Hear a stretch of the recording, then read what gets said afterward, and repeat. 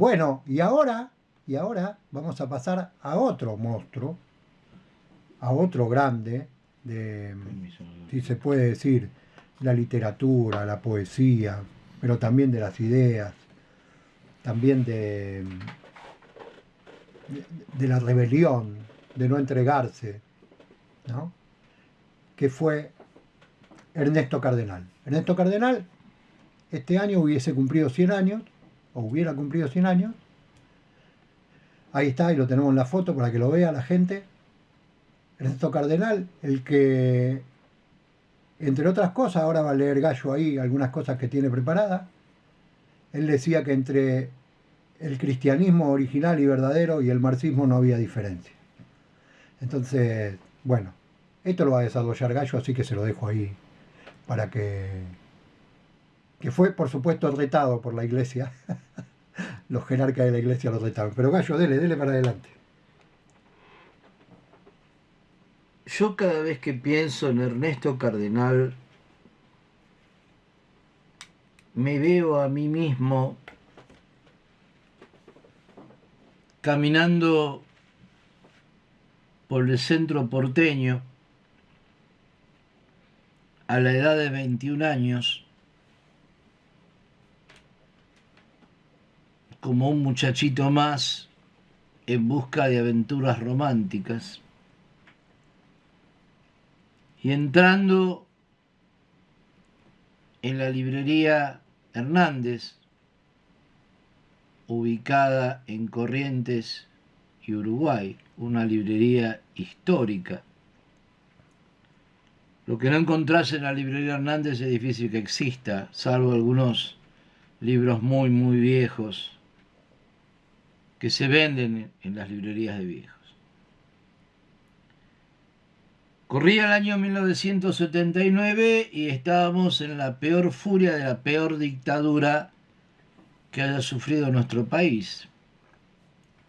Los milicos seguían secuestrando, seguían torturando y seguían asesinando a lo que después nos enteraríamos que era la larga lista de 30.000 detenidos desaparecidos. Yo militaba en aquella época, militaba en una organización llamada Vanguardia Comunista, que hoy se denomina Partido Revolucionario Marxista-Leninista, y estábamos todos enloquecidos por la dictadura y sin encontrar una salida. Desaparecían los compañeros y las compañeras y no sabíamos bien qué carajo estaba pasando, dónde los llevaban, dónde los tenían. El salario de los trabajadores había retrocedido brutalmente y todo era un completo y absoluto desastre.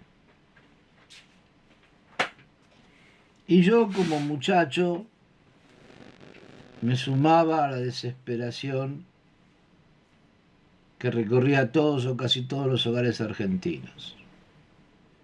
Y en ese momento recuerdo que entré en la librería Hernández y adelante, en la entrada a la librería, había una mesa con ofertas.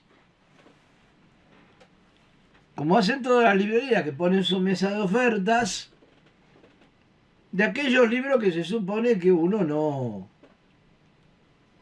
no le da mucha importancia. No eran los libros del momento, no eran bestsellers, no eran libros para que te llevaras si tenías un manguito. Yo, como nunca tenía un mango en el bolsillo, ese día no me pude llevar nada.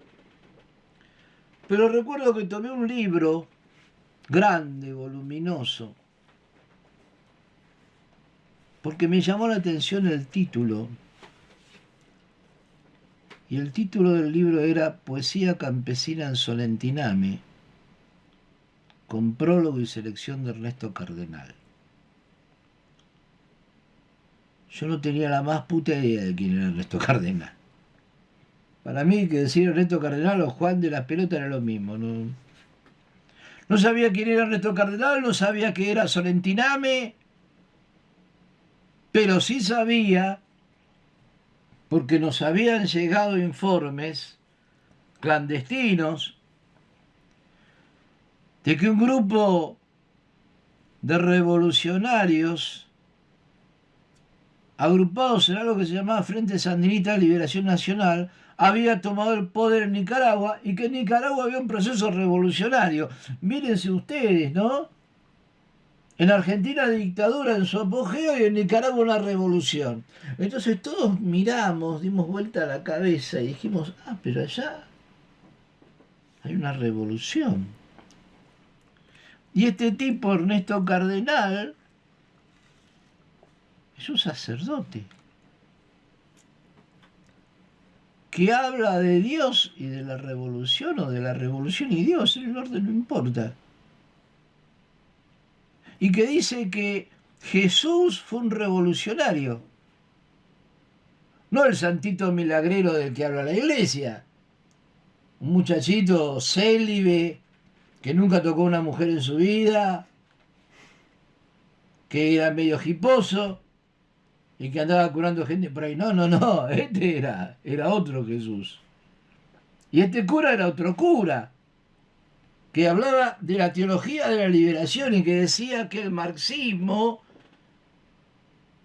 y el cristianismo verdadero eran más o menos lo mismo. Y que para vivir en una sociedad en donde el hombre no sea el lobo del hombre, había que hacer una revolución. Y que esa revolución en América Latina no podía estar exenta de su cuota de marxismo y de su cuota de cristianismo.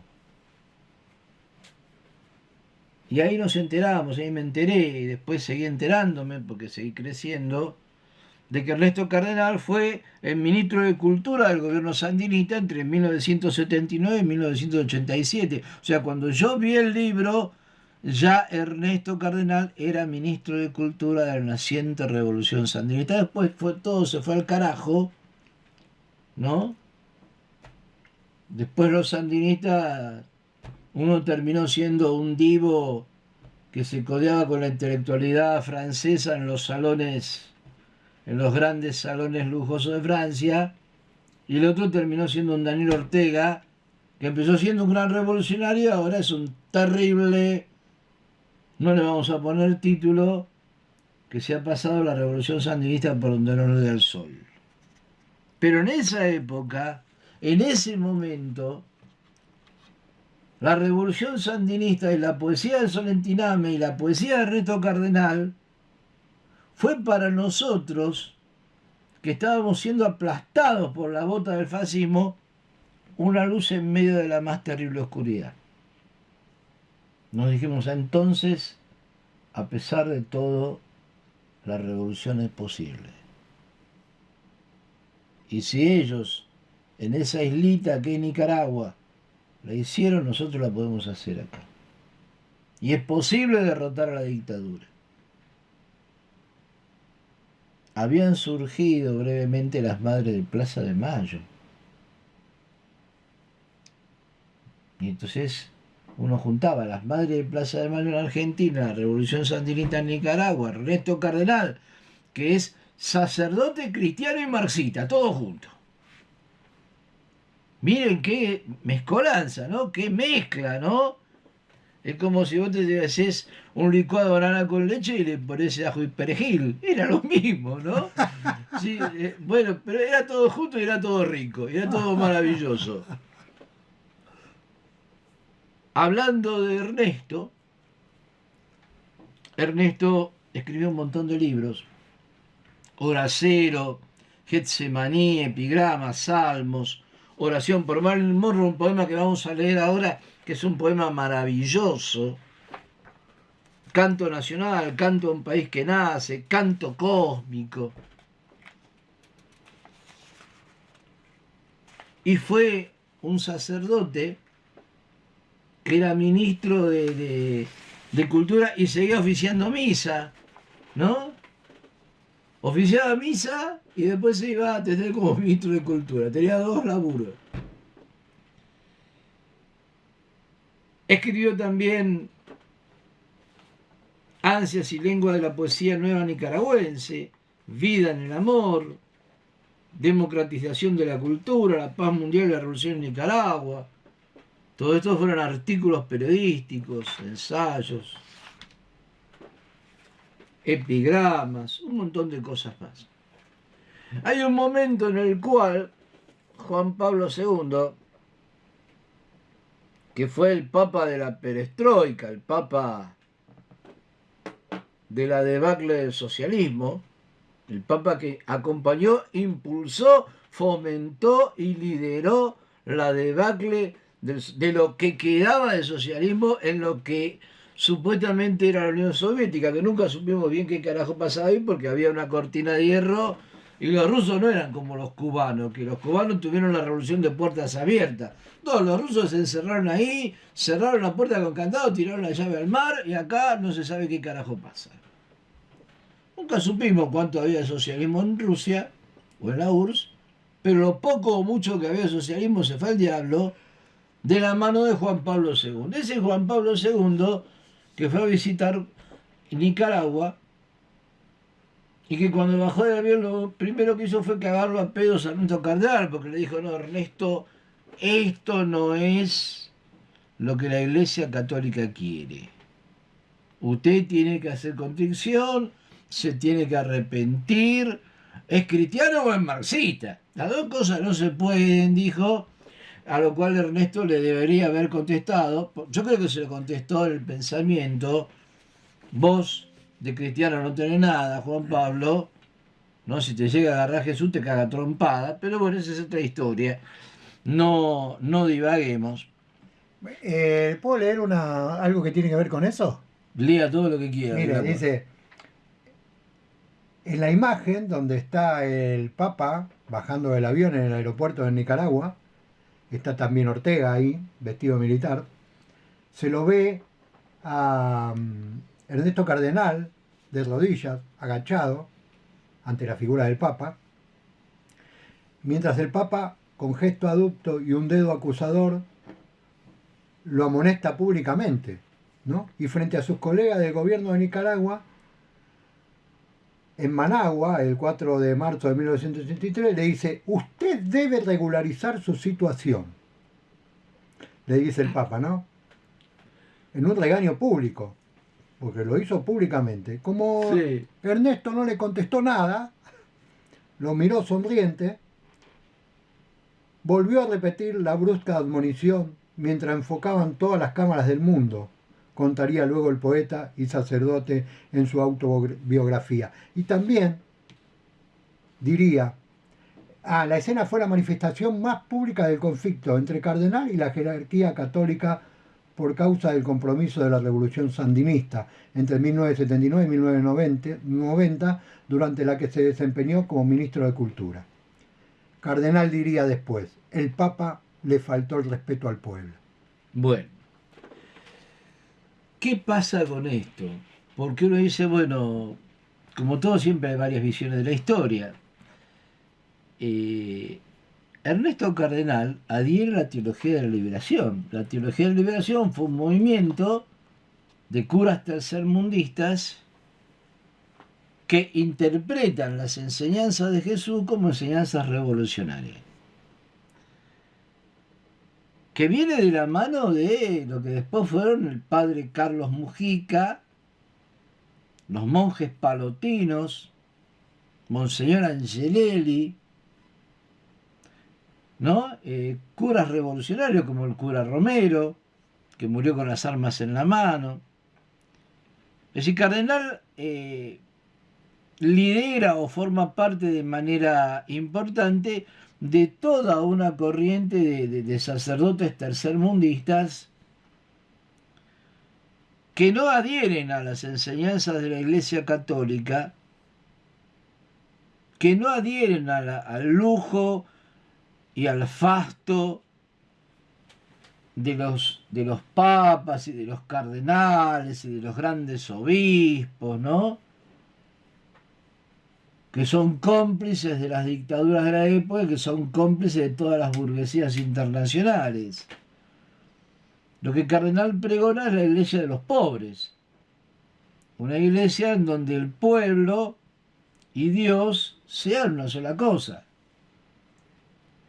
en donde no haya un Dios alejado de las necesidades humanas, que está siempre con la mano puesta arriba del botón de la destrucción universal, juzgando a vivos y muertos sin importarle tres carajos de nada, ¿no? Acá, y oscilando entre la humanidad es una mierda, la voy a destruir en 5 segundos, o le voy a dar 5 minutos más de vida, ¿no? Que esa es la visión que tiene, la visión apocalíptica de la iglesia, en donde todos somos pecadores, todos somos una porquería, y Dios está allá en lo alto, es impoluto, es intocable, y solamente Él puede decir qué va a pasar, y nosotros somos, dicen los curas burgueses, nosotros somos los intérpretes de Dios. Dios habla a través de nosotros. No, Ernesto Cardenal estaba absolutamente en contra de todo eso. Y por eso, y por ser un gran poeta, es que ha sido reconocido en el mundo entero. Yo, si a usted le parece, Bevilacqua, quiero leer Oración a Marilyn Monroe. Bueno, léalo. Hay otros poemas de Ernesto que son poemas... Si quiere, mientras lo prepara, lo pasamos el video, lo tenemos un video, Ernesto. Páselo, haga lo que quiera. ¿Pasamos el video de Ernesto? ¿Nos silenciamos nosotros un ratito? Lo pasamos y después le demos oración por Marilyn Monroe. Ahí vamos. Vamos. Señalaba a las 8 la hora de la visita a ella y hora en que la vieja María a medias iluminado, que señalaba a las 8 la hora de la visita a ella y hora en que la vieja María Cabezas al fondo de la casa en su vieja butaca empezaba su primer rosario. Ahora que escribo estos versos tantos años después, ¿estará marcando esta hora de ahora o estará descompuesto, parado en cualquier hora?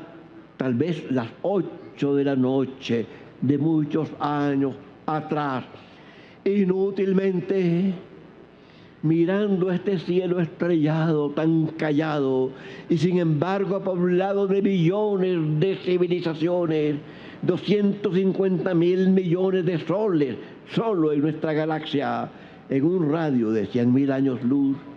Millones allí de civilizaciones, planetas compañeros, los cielos, estrellas mucho más antiguas que el Sol, sociedades muchísimo más avanzadas que nosotros, o acaso como los monstruos extraterrestres de Hollywood. Los astrónomos han mirado hasta muy lejos en el espacio y muy lejos en el tiempo, 15.000 millones de años luz, haciendo ahora nuestra Tierra un cuerpo celeste. ¿Acaso la metagalaxia tenga forma de disco y gire en torno a su eje y haya agrupaciones de metagalaxias?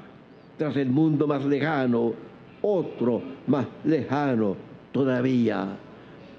La luz de una estrella visible pueden ser 1000 años luz, pero aquella espera frente a la casa iluminada era un tiempo demasiado largo.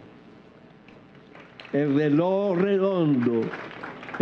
redondo de la Merced llenando toda la noche y no dando nunca las 8.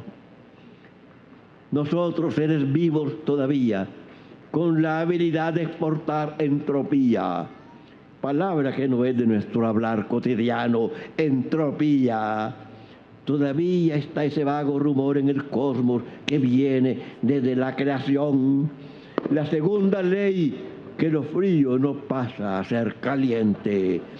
El sol poniente Solentiname bañaba de luz un pelo castaño y el viento del bote lo revolvía, ensortijado pelo castaño, que será castaño solo por unos años. El mío era negro. Sobre nosotros, esos agujeros negros de los que no se vuelve y donde el espacio y tiempo se acaban. es que es inevitable el colapso gravitatorio total del universo hacia el olvido. Sea como sea, el gran disco cóncavo, la gigantesca antena, enfoquemos en dirección al amor.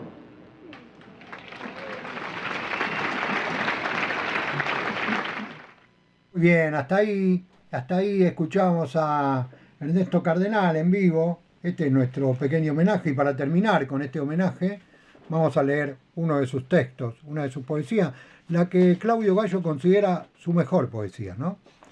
Bueno, ahí va. Sí, yo creo, por lo menos es la que más me gusta a mí. No sé si será la mejor o la peor, pero esta poesía me parte el coco y vamos a leer ahora. Se llama Oración por Marilyn Monroe. Señor,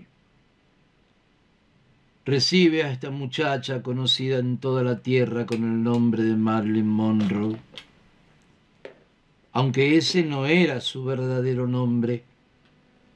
Pero tú conoces su verdadero nombre, el de la huerfanita violada a los 9 años y la empleadita de tienda que a los 16 se había querido matar. Y ahora se presenta ante ti sin ningún maquillaje, sin su agente de prensa, sin fotógrafos y sin firmar autógrafos, sola como un astronauta frente a la noche espacial. Ella soñó cuando niña que estaba desnuda en una iglesia, según cuenta el Time, ante una multitud postrada con las cabezas en el suelo, y tenía que caminar en puntillas para no pisar las cabezas. Tú conoces nuestros sueños mejor que los psiquiatras. Iglesia, casa, cueva son la seguridad del seno materno, pero también más que eso. Las cabezas son los admiradores, es claro, la masa de cabezas en la oscuridad bajo el chorro de luz. Pero el templo no son los estudios de la 20th Century Fox. El templo de mármol y oro es el templo de su cuerpo. En él está el Hijo del Hombre con un látigo en la mano, expulsando a los mercaderes de la 20th Century Fox que hicieron de tu casa de oración una cueva de ladrones. Señor, en este mundo contaminado de pecados y radioactividad, tú no culparás tan solo a una empleadita de tienda, que como toda empleadita de tienda soñó ser estrella de cine, y su sueño fue realidad, pero como la realidad del Technicolor. Ella no hizo sino actuar según el script que le dimos, el de nuestras propias vidas, y era un script absurdo.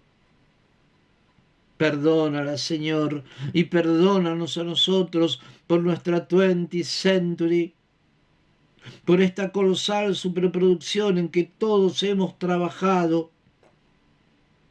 Ella tenía hambre de amor y le ofrecimos tranquilizantes para la tristeza de no ser santos. Se le recomendó el psicoanálisis.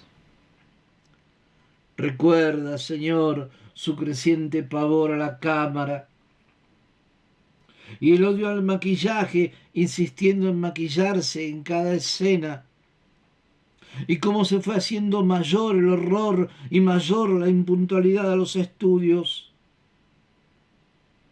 Como toda empleada de tienda, soñó ser estrella del cine, y su vida fue irreal como un sueño que un psiquiatra interpreta y archiva.